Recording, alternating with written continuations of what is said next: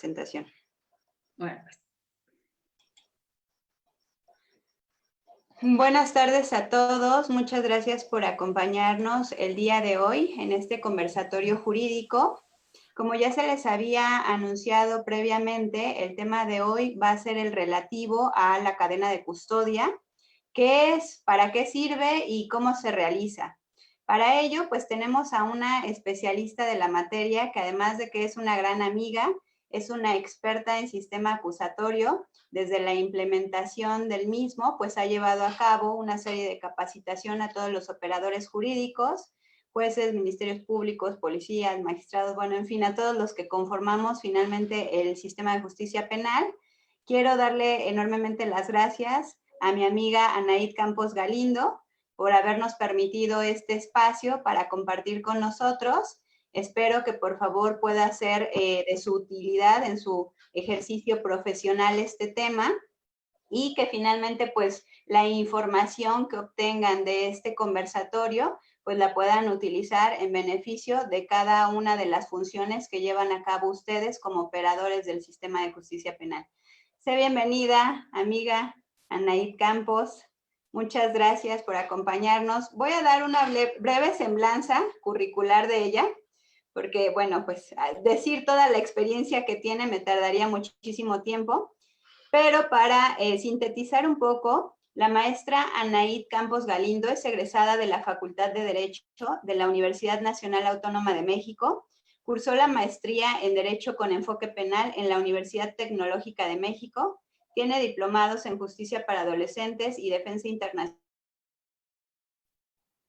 de los Derechos Humanos, es docente certificada por CETEC, cuenta con práctica profesional en la Suprema Corte de Justicia del Estado de California, en Estados Unidos de Norteamérica, cuenta con diversas certificaciones en técnicas de litigación oral, interrogatorio, contrainterrogatorio, así como pues ya se los comenté, participa en la capacitación a nivel nacional de distintos operadores del sistema de justicia penal. Asimismo, es litigante en materia penal, en sistema acusatorio, en justicia para adolescentes, así como en materia administrativa.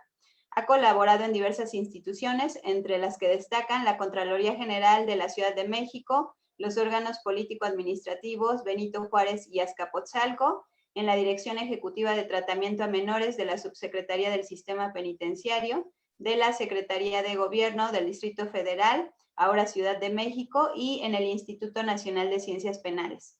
Actualmente desarrolla actividades dirigidas a la investigación de la ciencia procesal penal e impartición de clases sobre sistema penal acusatorio.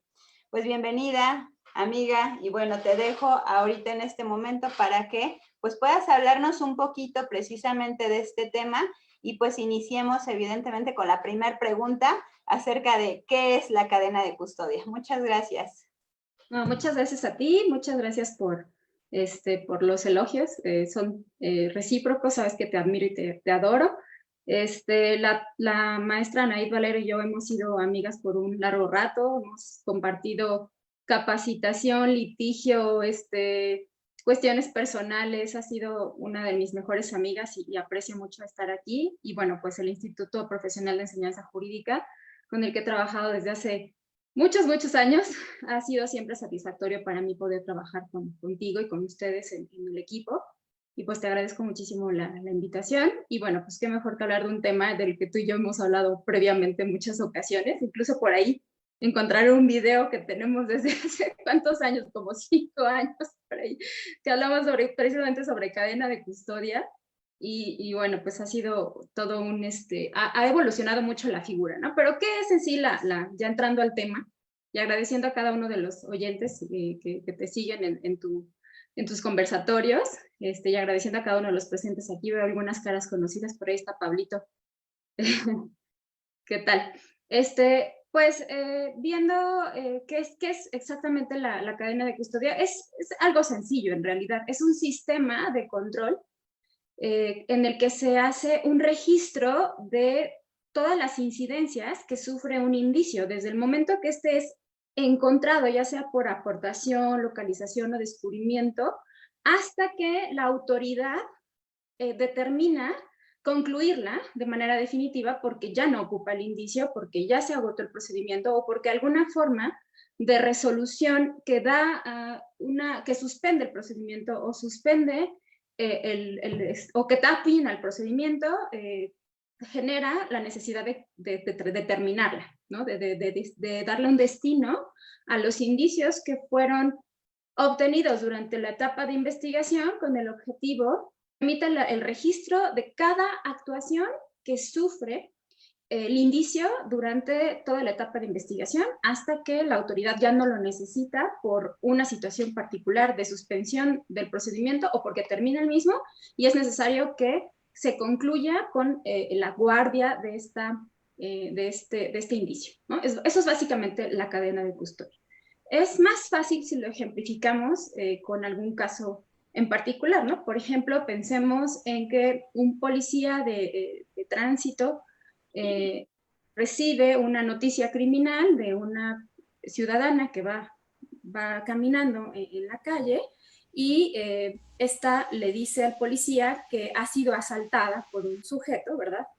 Que se acaba de ir hace un minuto en dirección hacia un lugar, le da las características específicas del sujeto y de los objetos que de la que le han privado de su aspecto patrimonial, y entonces el policía prosigue a la búsqueda de localización por el señalamiento que le hace esta víctima del delito de robo, y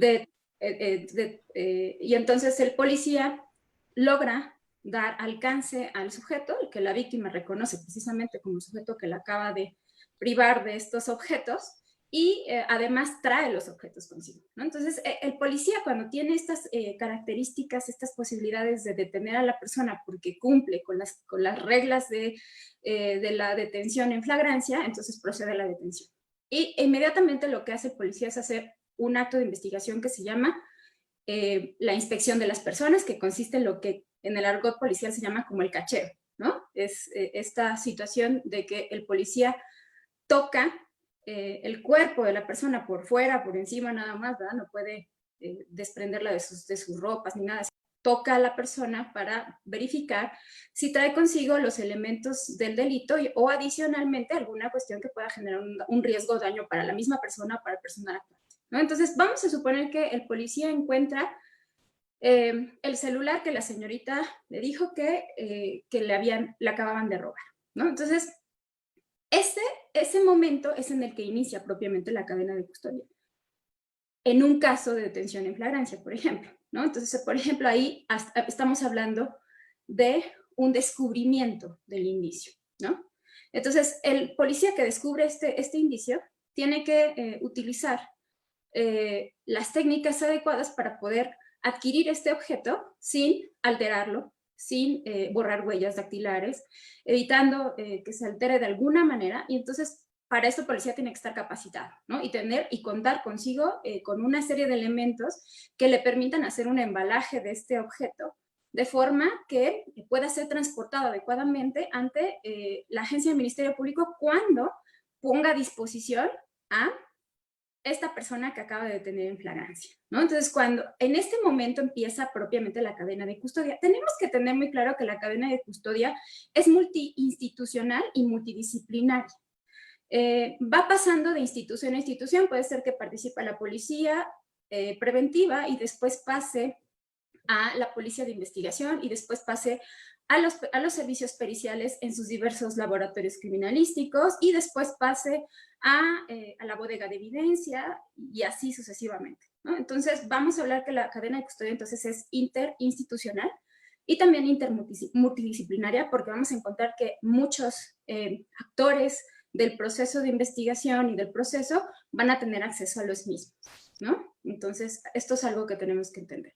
¿Qué tiene que hacer entonces el policía cuando hace esta detención y encuentra o descubre estos elementos? Bueno, les decía, además de adquirirlos, embalarlos, trasladarlos, entregárselos a la agente del Ministerio Público, bueno, como ustedes saben, tiene que llenar un informe policial homologado y adicionalmente llenará los correspondientes formatos de la cadena de custodia. Estamos hablando de un solo indicio en este caso, ¿no? Un celular. Entonces, el policía tiene que llenar un formato de cadena de custodia de ese celular que adquirió, que encontró y descubrió cuando hizo el acto de inspección a esta persona, y cuando entrega este celular, que regularmente lo recibe la policía de investigación, tiene que firmarle, ¿no? A esto le llamamos la trazabilidad.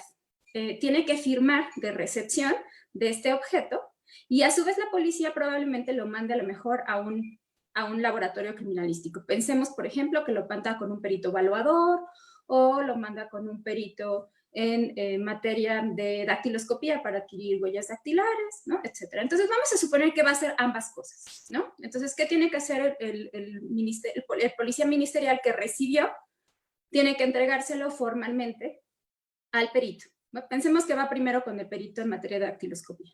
Y el perito en materia de dactiloscopía o criminalista recibe también de la misma manera por escrito, estableciendo cuándo, a qué hora, su firma de que recibió ese indicio. Posteriormente, a lo mejor ya no lo ocupa porque ya emitió su dictamen en materia de dactiloscopía y después se lo va a dar nuevamente a la mejor al policía de investigación para decirle que ahora lo tiene que llevar con el perito evaluado. Entonces va el policía de investigación y en la misma hoja de trazabilidad firma que él recibe tal fecha, tal hora, ¿no? Lo registra y después se lo entrega al perito en materia de evaluación. Entonces el perito en materia de evaluación también tiene que registrar esta incidencia que él tiene. Entonces va a señalar en fecha tal, a tales horas, recibe, por qué motivo, en qué condiciones recibe este objeto. Y una vez que lo desocupa el perito, a lo mejor lo que tiene que pasar es que va a la bodega de evidencia porque ya no se va a utilizar por el momento. Entonces, lo que procede a hacer es nuevamente entregárselo al policía de investigación. Le vuelve a recibir con fecha, hora, lugar, su firma.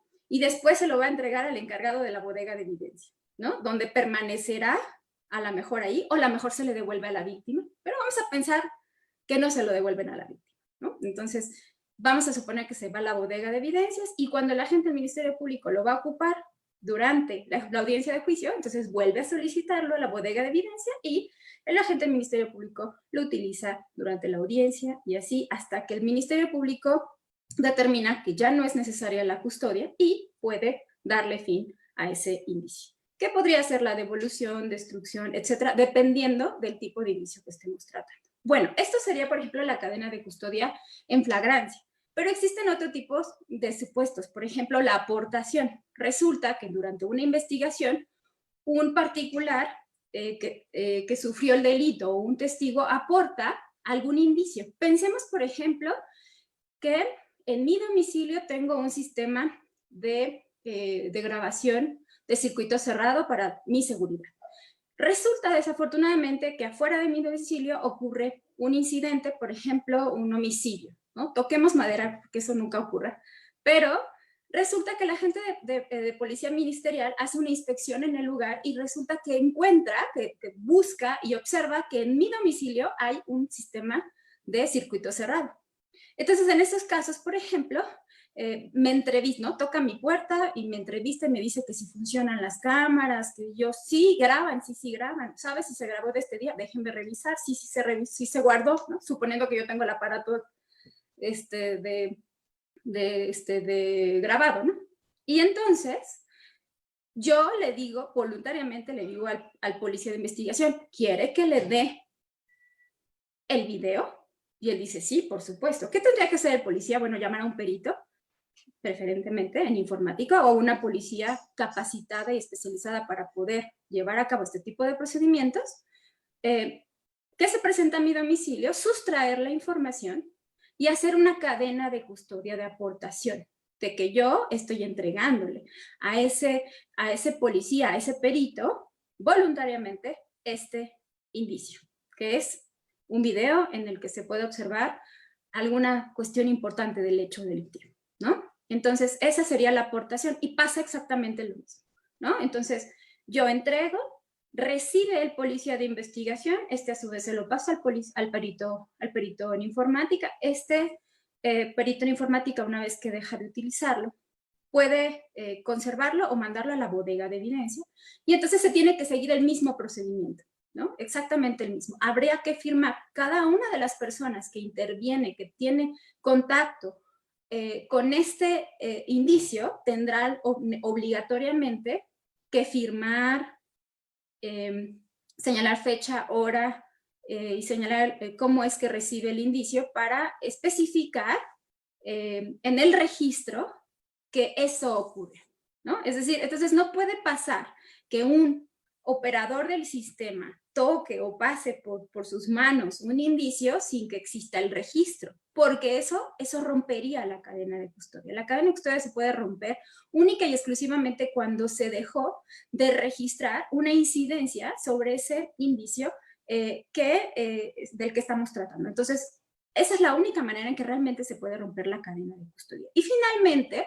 hablemos de manejo de escena de los hechos. No importa si es lugar de intervención, como le llamamos actualmente los protocolos, si le llamamos escena del crimen, como criminalísticamente es correcto llamarle, no importa si es una escena principal, secundaria, etcétera, o si le queremos llamar lugar de los hechos o del hallazgo. En cualquier caso, tenemos que llevar un protocolo. Ahora, el protocolo en lugar de los hechos es un poquito más controlado, ¿no? Más controlado. ¿Por qué? Porque aquí estamos hablando de localización de indicios, ¿no? Y entonces, este procedimiento de cadena de custodia es mucho más amplio. Básicamente tiene dos aspectos. Número uno, la preservación y protección de los indicios. Y número dos, tiene el procedimiento de proceso, que se llama así, tal cual, procesamiento de indicios. Entonces, ¿cómo ocurre en estas circunstancias? Primero tenemos que se tiene la recepción de una noticia criminal, ya sea de manera directa o indirecta. El policía, pensemos que un policía de preventivo, una guardia nacional, un militar, ahorita hablamos de esas situaciones, se encuentran realizando sus rondines de vigilancia en temas de seguridad pública. Y entonces, por radio les dicen, ocurrió una situación aparentemente delictiva, un homicidio, en tal lugar. Entonces, lo primero que tiene que hacer este operador del sistema es dirigirse al lugar de los hechos lo más pronto posible, ¿no? Para evitar que los indicios que puedan estar relacionados con este hecho delictivo, en caso de existir, no se pierdan. Entonces, lo primero que tiene que hacer es corroborar si existe esta noticia criminal o no, ¿no? Entonces, se presenta al lugar de los hechos y efectivamente encuentra un montón de gente ahí amontonada alrededor de un cadáver, etcétera, ¿no? Entonces, lo primero que tiene que hacer es, como ya corroboró que existe la noticia criminal, antes incluso de darle aviso a la gente del Ministerio Público, debe proteger el lugar de los hechos para evitar que se pierdan los indicios que puedan dar lugar al esclarecimiento del hecho. Entonces, lo que tiene que hacer este policía, Guardia Nacional, etcétera, ¿no? Es necesariamente proteger su escena de los hechos. ¿Y cómo lo hace? Bueno, eliminando lo que llamamos las fuentes de peligro. Las principales fuentes de peligro son los propios ciudadanos, ¿no? Los ciudadanos que pronto ponen la mantita, que ponen las veladoras y la Virgencita de Guadalupe ahí en cada lugar en el que hay un muertito, ¿no? Los familiares que por supuesto quieren auxiliar a la víctima, etcétera, ¿no? Entonces, la principal fuente, y los chismosos y los periodistas y lo que se puedan imaginar. Entonces, la principal fuente de riesgo en una escena de los hechos es el propio humano, ¿no? Entonces, lo primero que tienen que hacer es despejar la escena de los hechos y pedir que todas las personas que no son parte de la autoridad tienen que salir de la escena de los hechos. Lo siguiente que tienen que hacer para proteger la escena de los hechos, bueno, esto es variable, ¿no? Puede ser que haya un riesgo de fuga de gas, puede ver que haya un riesgo de incendio, que el riesgo sean personas armadas. Entonces, lo primero que tendría que hacer el primer respondiente es hacer un análisis del lugar, de los hechos y verificar cuáles son las circunstancias para poder proteger adecuadamente a la escena de los hechos. Pero una vez despejado las cuestiones de riesgo, entonces lo que procede es que tenga que hacer alguna cuestión relacionada con la protección de los indicios. Aquí tenemos que identificar qué tipo de lugar estamos hablando. Cuando hablamos de lugares abiertos como el campo, como el arroyo vehicular, una avenida, etcétera, un parque, ¿no? Entonces, lo que tiene que hacer el primer respondiente para preservar la escena de los hechos es hacer un acordonamiento, ¿no? Famoso acordonamiento que se hace con esta cintita amarilla. A veces no hay cintita, entonces lo que hay que hacer es protegerla con vigilancia policial, atraviesan las patrullas, ponen conos, etcétera, para que nadie pase, ¿no? Entonces, lo primero que tenemos que hacer es eso. Pero si se trata de un lugar cerrado, es menos complicado porque lo que se tiene que hacer es clausurar el lugar. Es decir, evitar entradas y salidas no controladas por parte de la autoridad de ese sitio. Entonces lo que hacen es lo que llamamos clausurar el lugar. No permiten que ingresen o salgan personas que no están relacionadas con la investigación del delito, ¿no? Y entonces todas tienen que salir, y entonces hay algún personal de vigilancia que está checando que no entre y salga alguien ajeno al personal actual. Entonces lo primero que se hace es eso, ¿no? Entonces después de que ya está ahora sí protegido el lugar de los hechos, vigilado y evitando que alguien más se meta, entonces lo que sigue es, bueno, por supuesto el primer respondiente que tendrá que avisar a la gente del Ministerio Público de estas circunstancias y seguir sus indicaciones. Si se trata de una policía preventiva municipal, Guardia Nacional, etcétera, lo lógico es que espere a que lleguen los servicios, bueno, los policías ministeriales que designa la gente del Ministerio Público y el cuerpo de peritos para que procedan a manipular la escena de los hechos y ellos no lo tengan que hacer. En algunas ocasiones se permite que estos actores, que este primer respondiente sea el que haga el levantamiento de los indicios. Esto se llama priorización. ¿En qué casos? Es excepcional, ¿no? ¿En qué casos se puede hacer la priorización? Bueno, cuando, por ejemplo, vienen cuestiones demográficas, ¿no? Tenemos una situación porque nos metimos a Tepito y en 5 minutos vamos a estar rodeados de personas con armas largas y de todas las que se imaginen y nos van a dar una levantada aquí, ¿no? Entonces mejor nos apuramos a levantar los indicios y nos vamos porque tenemos un riesgo, ¿no?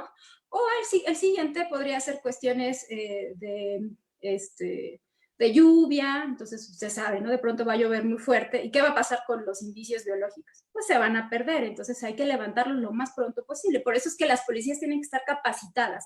Aun cuando ellos no sean los indicados para hacer el levantamiento de los indicios, lo cierto es que deben de contar con material y capacitación para que cuando les toque priorizar por este tipo de circunstancias, hagan el levantamiento lo más pronto posible y hagan una buena cadena de custodia, ¿no? Después, bueno, ya que llegan los ministerios, no dije eso, los policías ministeriales y los peritos, entonces se hace algo que se llama entrega-recepción de la escena de los hechos. ¿A quién le entregamos la escena de los hechos? Bueno, a quien venga como encargado de la fiscalía para investigar el delito. Regularmente es un policía ministerial y entonces formalmente por escrito se le hace una entrega de esta escena para que se haga el segundo de los pasos. El segundo de los pasos ahora sí es el procesamiento de la escena de los hechos. ¿En qué consiste el procesamiento de la escena de los hechos? Para no hacerles muy larga la explicación, regularmente esta la hacen los peritos o policías con capacidades para procesar, que llevan un material especializado para poder manejar y manipular las escenas. Ahora puede ser un grupo multidisciplinario, puede ser que venga un perito en química, un perito en criminalística, el perito en fotografía, a veces llegan médicos, etcétera, ¿no? Entonces depende de las circunstancias del caso, vendrán o acudirán al lugar de los hechos la cantidad de peritos y personal necesario para el manejo adecuado de los indicios. Y entonces comenzarán con, primeramente, la observación del lugar de los hechos, ¿no? Para ver qué tipo de indicios se encuentran, cómo están distribuidos, dónde se encuentran. Una vez que se han encontrado o se han hecho esta observación del lugar de los hechos, se marca algo que se llama ruta única, ¿no? De acceso, que es básicamente identificar por dónde puede pasar el personal sin que pasen a pisar una huella, que pasen a pisar el charco de sangre, que alteren la escena de los hechos. Entonces tiene que identificarse por dónde se va a poder pasar cada vez que ingrese un perito o un policía a realizar su trabajo, ¿no? Entonces, por eso a esto se le llama ruta única de acceso. Lo siguiente que se hace es escoger por parte del perito criminalista una técnica o metodología de búsqueda y localización de indicios, ¿no? A esto, bueno, esto es muy elaborado, no me da tiempo de explicarles, pero básicamente el perito decide cómo caminará en la escena de los hechos. Regularmente se hacen una serie de figuras cuando se camina, por eso reciben nombres. Por ejemplo, el espiral. ¿En qué consiste el espiral, no? Bueno, en una escena en lugar abierto, el perito se pone al centro de la escena de los hechos y empieza a caminar en forma de espiral, precisamente, ¿no? De esta manera, en dirección a las manecillas del reloj, con el objetivo de ir, que cada vez que va caminando y encuentra un indicio, marca, ¿no? Entonces, además de estar observando el lugar de los hechos, marca cada uno de los indicios. Y ustedes han visto seguramente en las escenas de hechos que tenemos numeritos o letritas, ¿no? Bueno, esos marcadores sirven para indicar dónde se encuentra un indicio. Y por eso es que a veces vamos a encontrar diferentes como acomodos. ¿Y cómo hizo el perito para que el 1 esté a lo largo del 25? ¿No? Bueno, por el tipo de técnica que haya empleado. Hay muchas técnicas, ¿no? Por ejemplo, las cuadrículas, las líneas, el zigzag, etc. Hay muchas técnicas para que el perito pueda buscar y localizar los indicios. Una vez que el perito ha recorrido toda la escena de los hechos en su totalidad y ha marcado los indicios, entonces lo que sigue es que los fije. ¿Cómo fija los indicios el perito? Bueno, de dos maneras siempre.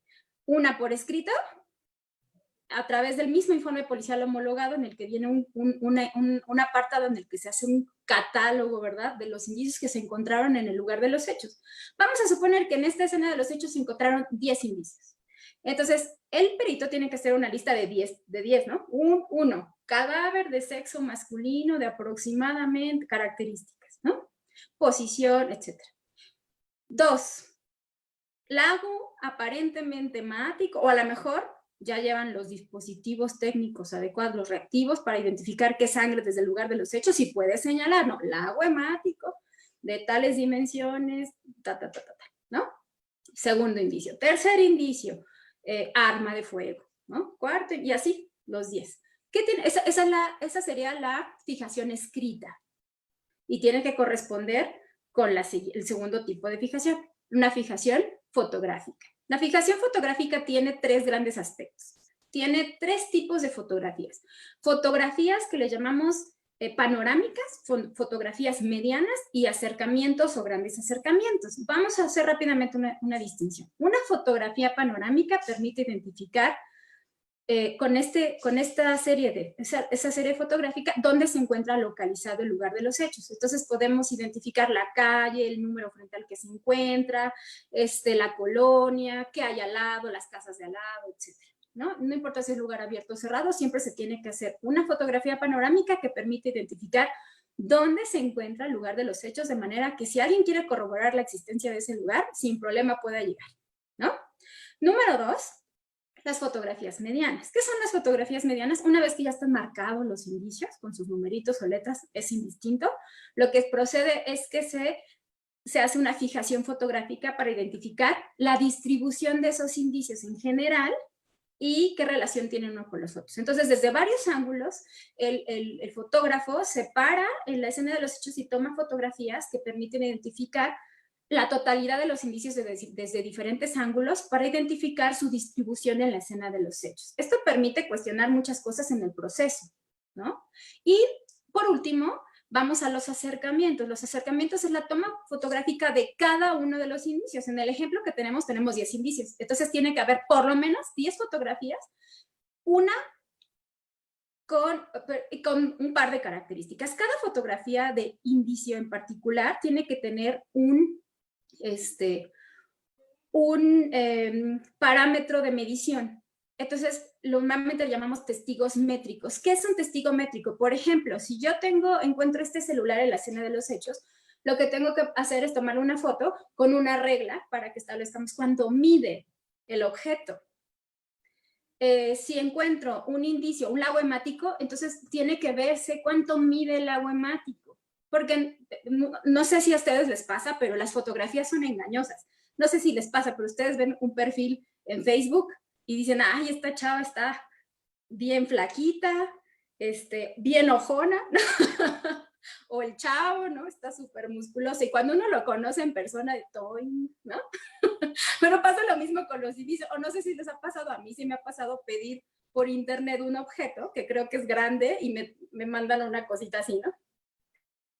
Eso sirve los testigos métricos, para identificar el tamaño real de los objetos con los que estamos trabajando, ¿no? De manera que no nos los puedan cambiar. Entonces, es precisamente para asegurar esta parte. Entonces, tiene que venir con el número de identificación. Si el número de indicio al que le estoy tomando la foto es el 5, tiene que salir en la foto el número 5 con su testigo métrico para que yo sepa dimensiones y el número de indicio que corresponda además con el listado que estoy haciendo. Si el número 5 dice celular rojo, marca, tal, entonces en el número 5, en la fotografía debe aparecer el celular rojo de marca tal.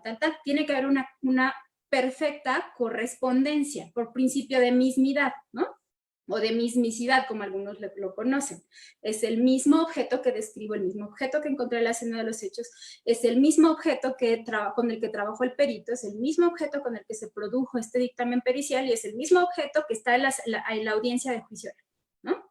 Entonces, una vez que se hace esta fijación fotográfica, bueno, también hay algunos que se llaman grandes acercamientos. ¿Qué es un gran acercamiento? Es una fotografía de un indicio sobre un indicio. Por ejemplo, el cadáver es un solo indicio, ¿no? Su ropa no es otro indicio en el momento en el que se está en la escena de los hechos, no separamos chamarra, indicio 2, ¿no? No, decimos es cadáver y describimos su ropa. Entonces, ¿qué tenemos que hacer en la escena de los hechos cuando existe algún indicio importante, relevante? Por ejemplo, pensemos que el cadáver tiene un orificio de entrada en la sien, ¿no? En la sien, yo estoy aquí, en la sien, ¿no? Pensemos. Entonces, perdón. Entonces, ¿qué tengo que hacer? Tomar un gran acercamiento del orificio porque parece relevante para mi investigación, ¿no? Entonces, no es otro indicio, ¿no? No es otro indicio, es el mismo cuerpo, pero es relevante para la investigación y entonces puedo tomar fotografías de indicios sobre los indicios, ¿no? Entonces a esto le llamamos grandes acercamientos. Entonces tomo foto del cadáver general y a lo mejor voy a tomar una foto de algo que llama la atención del perito y que considera que es importante registrar, como esta situación, una cicatriz, un tatuaje, alguna circunstancia particular, ¿no? Como tenía sujeto a lo mejor el cuchillo, el cadáver, lo que ustedes se pueden imaginar. Entonces, a esto le llamamos indicio del indicio.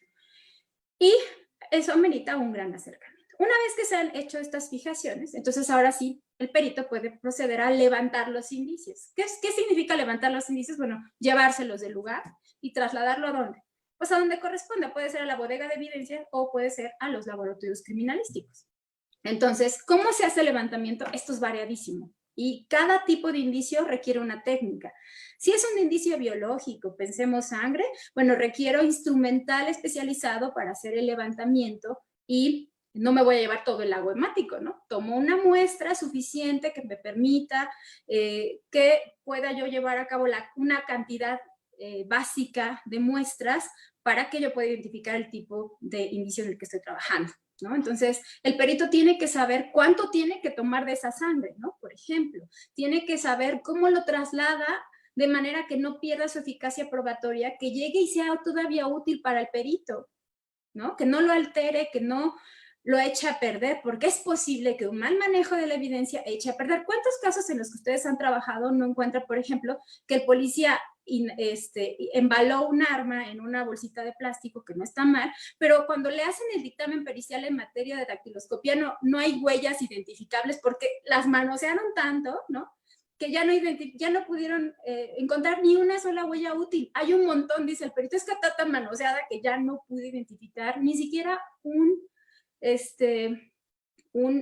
extracto útil de la huella, porque está tan manipulada que entonces hay técnica, ¿no? Es decir, cada uno de los elementos cada uno de los indicios que se encuentran en la escena de los hechos lleva un manejo especializado, lleva técnicas para su levantamiento, para su embalaje. ¿Qué es el levantamiento? Entonces necesitaremos pinzas a lo mejor, o gasas, o necesitaremos tubos de ensayo, o necesitaremos lo que ustedes se imaginan para despegar ese indicio de la escena de los hechos, ¿no? Para poderlo llevar.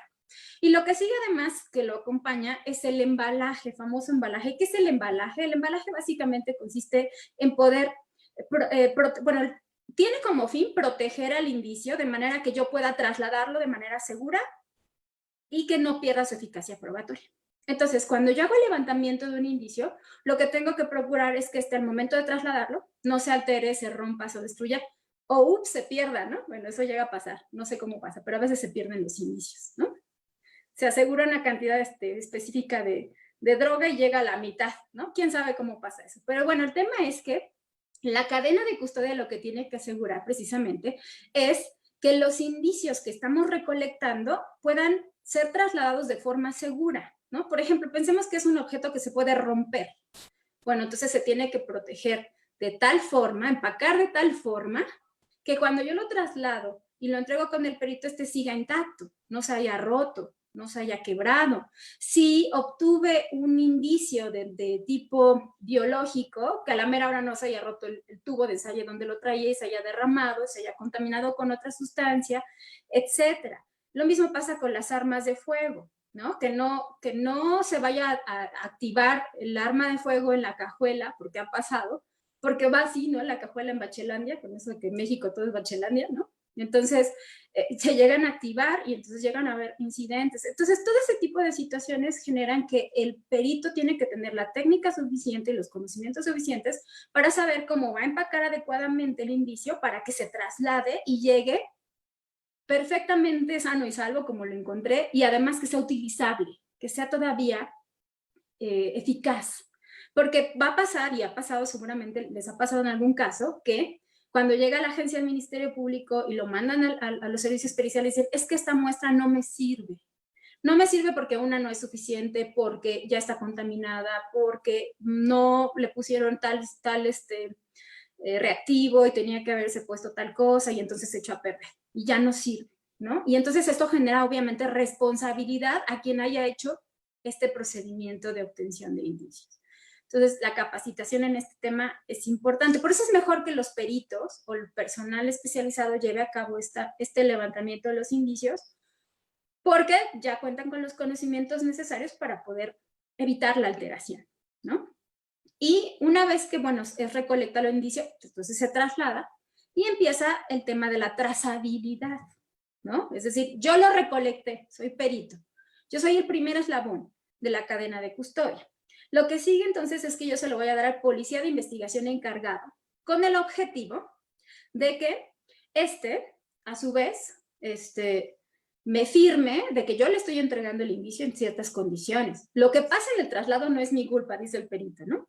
Entonces el perito llega a la agencia del Ministerio Público y el Ministerio Público le dice, llévaselo al químico. Entonces el policía ministerial se dirige con el químico le tiene que recibir en los términos que habíamos señalado y ahí empieza el tema de la trazabilidad y sigue siendo parte de la cadena de custodia, ¿sale?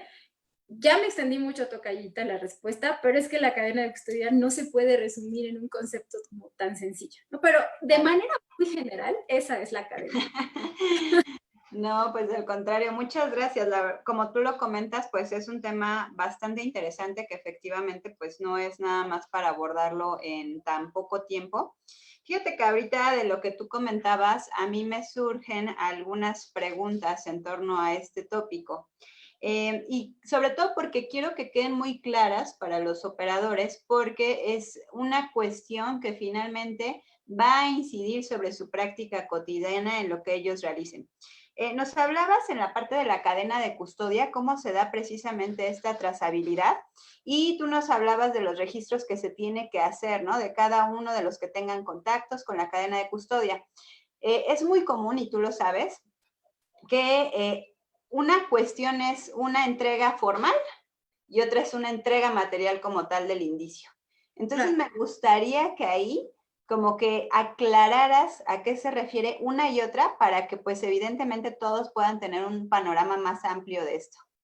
Ok, bueno, aquí hay un tema interesante que trastoca con el informe policial homologado, ¿no? Es decir, cuando un policía preventivo, un militar, una guardia nacional llegan al lugar de los hechos, se convierten en primer respondiente. ¿Quién es un primer respondiente? La primera autoridad con funciones de seguridad pública que llega al lugar de los hechos. Bueno, ahora tenemos este acuerdo de 10 de mayo de 2020, en el que, bueno, ahora el presidente estableció que las Fuerzas Armadas van a realizar algunas funciones de seguridad pública en apoyo a la Guardia Nacional.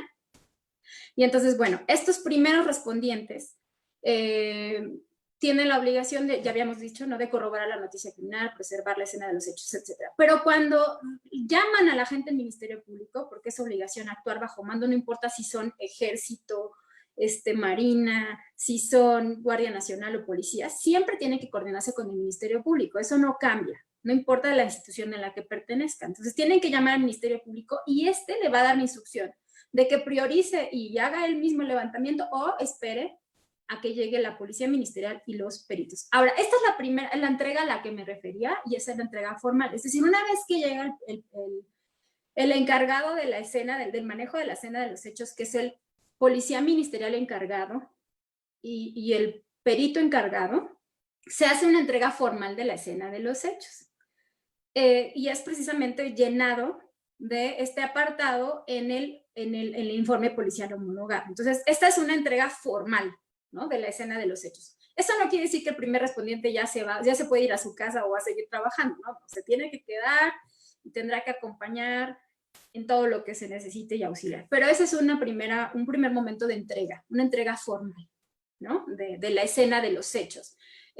Porque cambia de institución, ya hemos dicho, esto es interinstitucional, ¿no? Entonces cambia la institución, entonces ahora ya no es la policía municipal, estatal, etcétera, ahora quien está atendiendo este asunto es la Procuraduría a través de sus operadores, ¿no? Entonces, ese es a lo mejor es el primer punto de aclaración de que es formal, ¿no? Es a través del informe policial homologado en el que se les entrega la escena de los hechos. Una vez que concluyen las actuaciones de todo el personal operativo, con independencia sean peritos o policías ministeriales, se tiene que llenar entre todas las instituciones el informe policial homologado, más los registros que cada uno tenga que entregar de manera independiente, y se tiene que hacer entrega de estos, junto con las personas detenidas, si es que las hubo, ante la gente del Ministerio Público, igual, formalmente, ¿no? Formalmente. Se hacen una serie de registros en los que se establece lo que se está y a eso nos referimos. Por ahí hay un pequeñito bebé hablando. Habla bonito.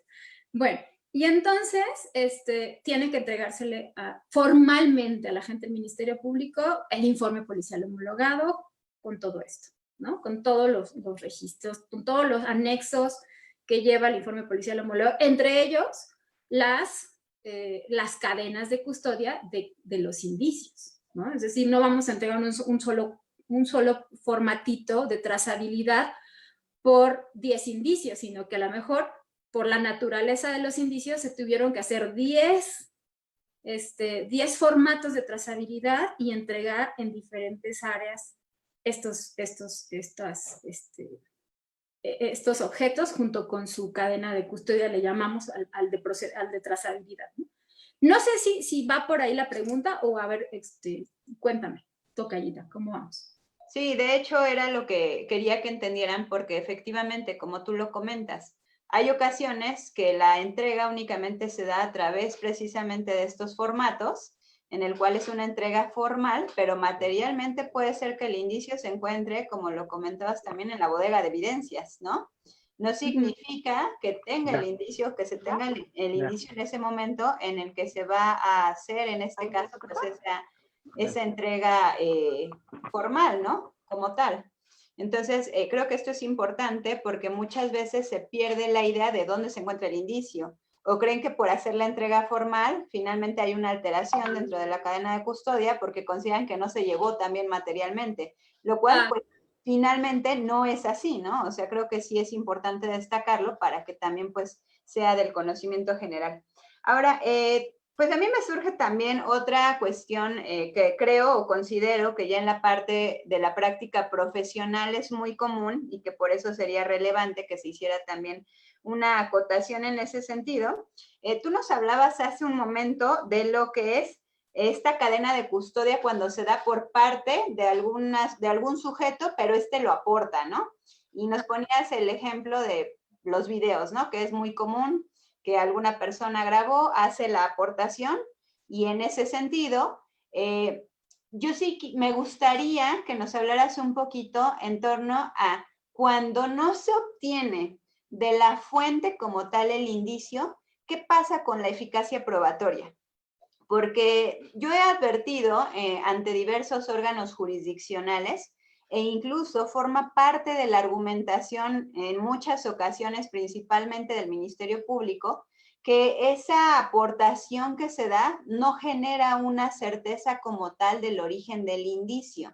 Entonces, eso conlleva a que evidentemente pues necesitaríamos una infraestructura mayor en torno a los operadores que están encargados de realizar la cadena de custodia para que efectivamente, como tú lo dijiste correctamente, ¿no? Lo idóneo, pues es que sea el perito, que sea el policía especializado, Lo real es que no sucede así. Lo real es que tú vas a una agencia del Ministerio Público y dices, oye, ¿sabes qué? Incluso el vecino tiene cámaras de vigilancia, pídele por favor el video, y lo que hacen ellos es que te dicen, no, ¿sabes qué, víctima? Pues tú ve, pídeselos a tu vecino, que te los entregue, tú ven aquí con el policía de investigación, se lo entregas, y entonces pues ya el que lo mande, que haga el informe y que posteriormente me diga a mí para que yo lo mande a servicios periciales, ¿no?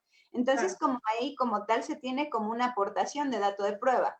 Pero, Sí. ¿qué pasa con esa eficacia probatoria? Bueno, desafortunadamente, y como bien lo dices, es cuestionable el origen, ¿no? Porque podrían alegarse cuestiones como dudas sobre de dónde viene, si fue editado, alterado, etcétera. Esto ocurre más, bueno, el supuesto que tú dices es muy bueno, en el que va el propio policía ministerial y por lo menos ministerial va y recolecta directo este video. Pero no ocurre regularmente, como bien dices, lo más común es que se le diga a la víctima que ella lo lleve, ¿no? Se los digo por experiencia. Por ejemplo, en un caso de robo a casa habitación, el dueño de la casa nos pidió al servicio de seguridad privada que tenía contratado, les dijo que si les podía dar una USB, ¿no?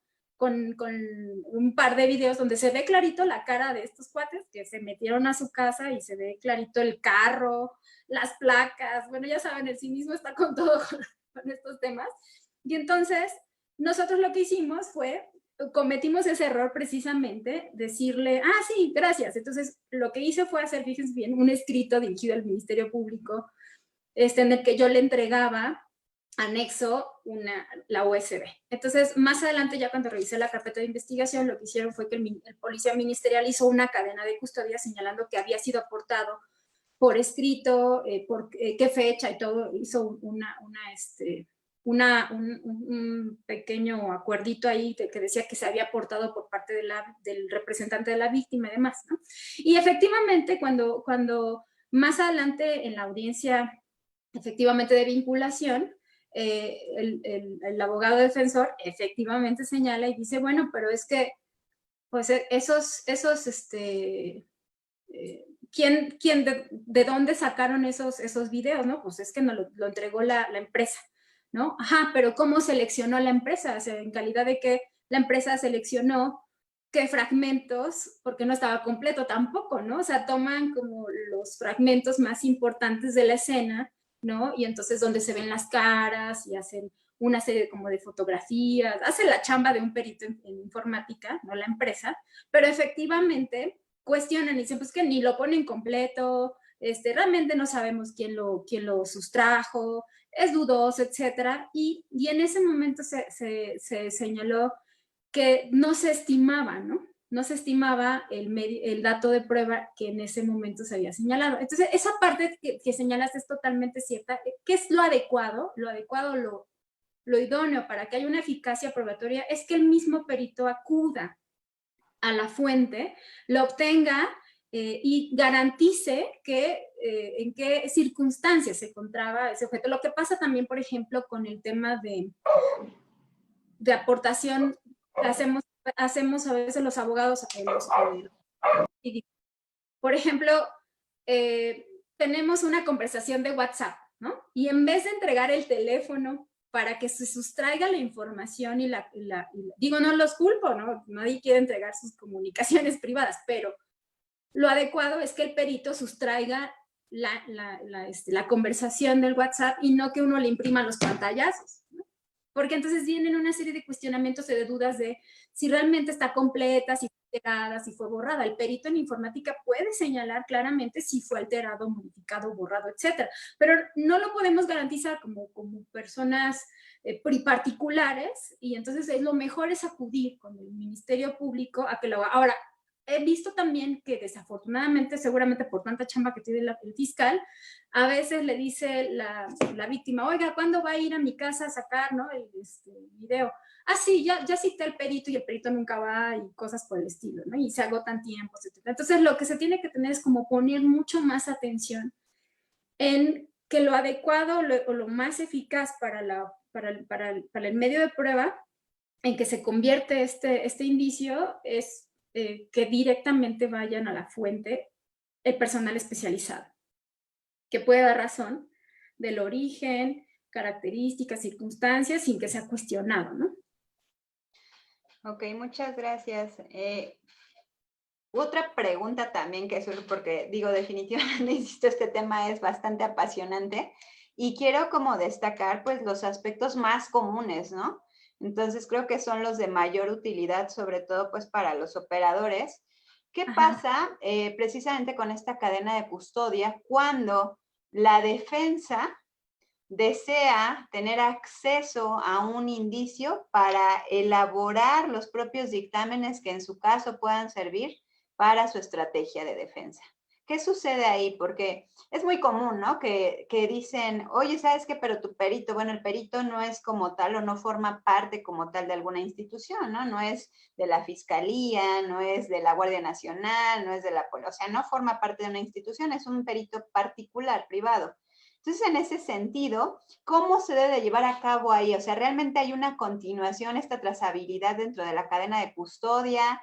¿O no? ¿Se rompe o se mantiene? ¿Qué es lo que sucede? A mí sí me gustaría un poquito que lo señalara, sobre todo porque creo que es muy, muy, muy común el acceso precisamente que se desea por parte principalmente pues de los defensores privados al acceso a estos indicios. Bueno, aquí había que aclarar primeramente que la obligación de registro de la cadena de custodia es para los operadores del sistema, no es para los particulares. Esto tiene que quedar muy claro. Es decir, el particular no está obligado a firmar trazabilidad, ¿no? Si se lleva a la práctica esto, es inadecuado. El mismo artículo 228 del Código Nacional establece que la obligación es del operador del sistema. Tienes que ser una autoridad para formar parte realmente de la cadena de custodia. Entonces, ¿qué es lo que se debería hacer? Un registro de intervención por parte de el perito. Se podría grabar lo que hace el perito particular cuando tiene acceso al indicio, ya sea biológico, ya sea material, etcétera, y señalar qué es lo que procede a hacer el perito con esa muestra, si lo único que hace es que se le entrega una parte de la muestra para que se la lleve, etcétera. Pero tal cual formar parte de la cadena de custodia, no, porque ni tú como abogado defensor, ni tu perito son funcionarios públicos. Entonces no están obligados a hacer una trazabilidad de la cadena de custodia. Más bien lo que tiene que hacer quien tiene en su poder o en su custodia precisamente el indicio es hacer un registro sobre el acto que se está llevando sobre el indicio que a él le corresponde resguardar para dar más adelante, en su caso, si es necesario, razón de qué pasó con esta situación, ¿no? Pero hasta ahí, en estricto sentido, no tendría ni que participar de la trazabilidad. Ok, muchísimas gracias, amiga. Mira, te voy a hacer aquí algunas preguntas rápidamente que tengo tanto en el Facebook Live como aquí por parte de los alumnos que están pues ahorita acompañándonos vía Zoom.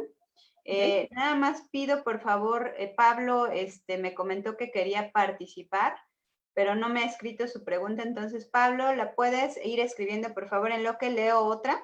Nos dice, ¿qué pasaría si se pierde algún indicio? Por ejemplo, un arma, un objeto en algún cateo que estuviera resguardado en la bodega de evidencias. ¿Quiénes tienen la responsabilidad? ¿Todos los que intervinieron en la cadena de custodia? Esto bueno, nos lo pregunta Maximiliano Coronel. Ok. Bueno, hola Maximiliano. Pues mira, en realidad no, por eso hay una trazabilidad para identificar quién es precisamente la persona responsable de la custodia en el momento en el que ocurre este incidente. Por eso es tan necesario precisamente establecer quién, a qué hora, a partir de qué momento pasó a ser mi responsabilidad, por eso se llama cadena de custodia, ¿no? Es custodia, mi obligación es cuidar, vigilar. Todo lo que pase mientras yo custodio el indicio es mi responsabilidad, pero no del anterior.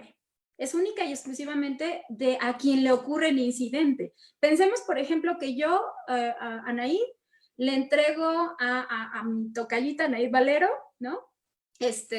Como yo soy perito en materia de química, y le paso, porque me instruyó así el Ministerio Público, la Policía de Investigación, me dijo, por favor, entrégaselo a Anaíd Valero porque ella va a hacer otro análisis. Entonces, Anaíd recibe, ¿no? Y después, Raúl, ¿no? Aquí está abajo Raúl, estoy viendo.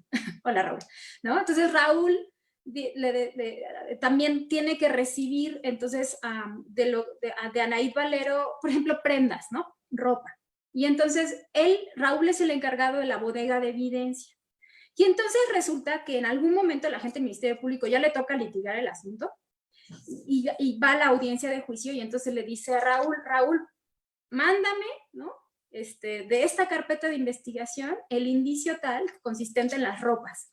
Te fue entregado de acuerdo a lo que yo tengo acá, ¿no? El día tal a tales horas. Y Raúl dice, no, es que no está, ¿no? Bueno, a ver, Raúl, vámonos a identificar a quién le tocaba custodiar. Entonces, a lo mejor, perdón, Raúl, perdón, ¿no? A lo mejor resulta que como Raúl tenía la custodia y él tenía la obligación de cuidar y preservar ese indicio, entonces, desafortunadamente, a lo mejor la responsabilidad caerá en él, ¿no? Porque él recibió. Ese es básicamente el tema con la trazabilidad, que permite identificar en qué momento, quién lo recibe, y una vez que alguien lo tiene bajo su custodia es como la papa caliente, ¿no? Tú lo tienes que cuidar y es tu responsabilidad, y lo que le pase es tu responsabilidad. Claro, a lo mejor Raúl podrá identificar que en algún momento con las cámaras de seguridad de la misma bodega de evidencia alguien entró y alteró, etc. Y entonces ahí se librará de la responsabilidad, pero mientras administrativamente se van contra quien tiene la custodia. Y bueno, y no podemos irnos hacia atrás porque tú lo recibiste. Por eso es tan delicado recibir, porque si tú recibes como operador, tienes que tener muy claro lo que estás recibiendo, en qué condiciones lo estás recibiendo, y no firmar como a ciegas, ¿no? Si fírmale y al rato te lo entrego, no, espérate, no, compañero. Me lo entregas y luego te firmo, ¿no? Entonces sí hay que tener mucho cuidado los operadores del sistema, porque si no, vamos a tener que defender aquí a Raúl, ¿no? Entonces espero que te quede claro más. Cuéntanos si te quedó más clara la Muchas gracias. Aquí, bueno, había varias preguntas en torno precisamente a lo que estás comentando en este momento, de si cualquier persona podía firmar la cadena de custodia. Creo que, bueno, con lo que has comentado ahorita, pues queda más que claro. Y nos comenta aquí Pablo, ya nos puso su pregunta, que si por favor podrías dar un concepto de trazabilidad. Pues podrían decir que la trazabilidad consiste en el registro de la posesión del indicio por el tiempo establecido en el apartado correspondiente, ¿no? Yo sé que no es formalmente un concepto claro, pero es básicamente en lo que consiste, ¿no? Establecer el registro de permanencia del indicio bajo la custodia de un operador del sistema de justicia, sin importar si es policía de investigación, perito o encargado de la bodega de evidencia. No sé si queda claro, lo siento, es que no tengo... Creo que es un buen ejemplo el que das y el que comentas, porque efectivamente, ¿no? Materialmente se va a llevar a cabo de esa manera la trazabilidad. Entonces creo que lo que nos interesa como operadores es distinguir, es saber dónde encontrarlo. Bueno, y por último tenemos aquí otra pregunta, porque yo sé que tienes un compromiso, entonces también no quiero alargar mucho esto. Y bueno, nos comentan aquí, tienen una duda que si un vehículo lleva cadena de custodia. El vehículo como hace, es que, a ver, aquí hay que distinguir dos cosas. Una cosa es el aseguramiento y otra cosa es la cadena de custodia. A ver, por aquí Julio fue el que nos hizo la pregunta. No sé si Julio pueda hacer aquí el comentario para aclararlo. Y bueno, entre que lo aclara, nos dice aquí otro de los que nos acompañan, que no tiene el nombre, entonces dice Cuba Seido, pero bueno. Nos dice que el acuerdo con el que se pueden generalizar criterios sería el 09/15 o la guía nacional.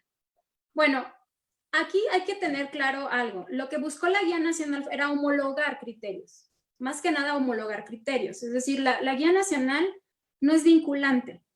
Sin embargo, los acuerdos, tanto el federal, que es el que se refiere al 915, que es de la Fiscalía General de la República, y los acuerdos locales son a los que debemos estar sujetos. Ahora, La guía nacional lo que tenía como por objeto era homologar los criterios o establecer, como llenar estos huequitos de explicación que no tienen de pronto los protocolos, porque no todos los protocolos están tan bien hechos, ¿no? El acuerdo de la Fiscalía General está bastante claro, pero hay algunos protocolos, por ejemplo, piensa en el de la Ciudad de México, ¿no?